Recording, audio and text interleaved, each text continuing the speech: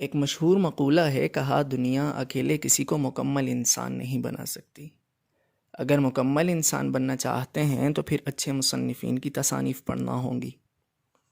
میرے ہاتھ میں جو یہ تصنیف ہے جنت کی تلاش، رحیم گل صاحب کا ناول ہے، اور ایسا بہترین ناول ہے جس کے لیے انہوں نے نگر نگر بستی بستی سفر کیا، جس کی کہانی مانسہرہ کے ڈاک بنگلے سے شروع ہوتے ہوئے دریائے سرن اور کنہار کو عبور کرتے ہوئے درہ بولان وادی کاغان میں پروان چڑھتی ہے، سیف الملوک کے ٹھنڈے پانیوں سے پیاس بجھاتی گلگت کے سرب فلک خشک پہاڑوں سبززاروں میں ختم ہوتی ہے، اور جس میں ایسی گمبھیر الجھنیں موضوع بنی ہیں جنہوں نے حکیموں، داناؤں، دانشوروں کو جستجو مسلسل میں مبتلا رکھا تھا۔